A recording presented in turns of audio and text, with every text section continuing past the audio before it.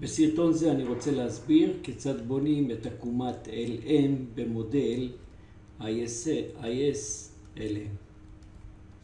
איך אנחנו מסתכלים על העקומה ואיך היא באה לידי ביטוי במודל. אז עקומת LM מתייחסת לשוק הכסף.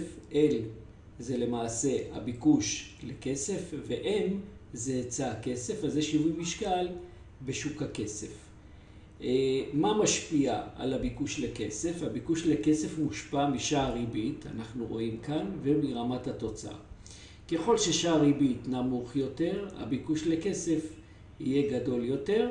זה השפעה שבאה לידי ביטוי על עקומת הביקוש לכסף.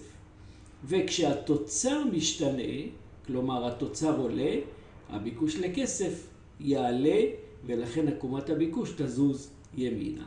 אז פה, אם אנחנו בשיווי משקל ב-R0 ו-Y0, אז אם התוצר עולה, מה שיקרה בשוק הכסף, הביקוש לכסף יעלה, נעבור ל-L של Y1. ואז מה יקרה לשער ריבית? הוא יעלה. זאת אומרת שמה שאנחנו רואים, שעל אותו היצע של כסף, אותו היצע של כסף שלא משתנה, ככל שהתוצר עולה, הביקוש לכסף עולה, ואם הביקוש לכסף עולה, זה מעלה את שער הריבית, כי לא היה שינוי בהיצע הכסף.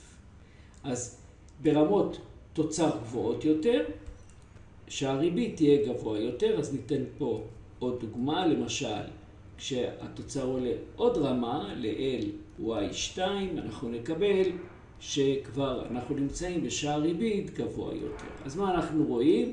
שמה שמשפיע על השער ריבית, זה הביקוש לכסף, כשהיצע הכסף קשיח לחלוטין.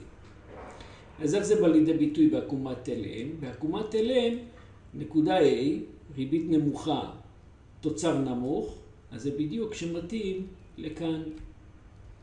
אז ב-R0, Y0, יש לנו שער ריבית נמוך, תוצר נמוך. כשהתוצר עולה, בגלל שהביקוש לכסף עלה, ל-R1, אז גם הריבית תעלה. אז הנה זה מתאים, נקודה B, לרמת תוצר גבוהה יותר, עם שער ריבית גבוה יותר. אז מ-A אנחנו עוברים ל-B וכך הלאה. אז מה אנחנו רואים?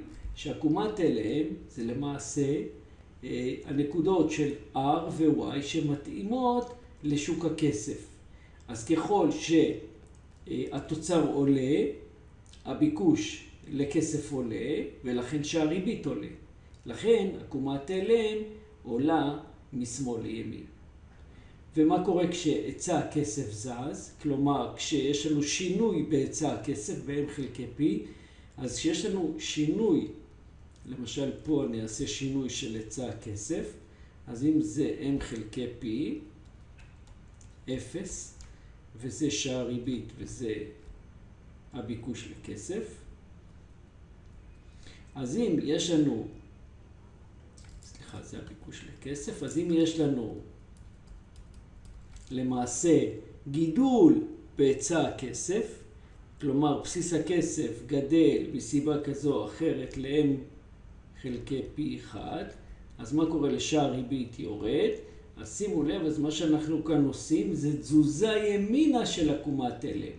אז עקומת LM תזוז אם תהיה הרחבה מוניטרית, או אם יהיה צמצום מוניטרי, היא תזוז שמאלה. אז תזוזה על גבי עקומה זה שינויים בביקוש לכסף, ואז אנחנו רואים את היצע הכסף קשיח נשאר באותה רמה, וכשיש לנו שינוי מוניטרי בהיצע הכסף שהבנק המרכזי עושה, זה תזוזה של עקומת LM.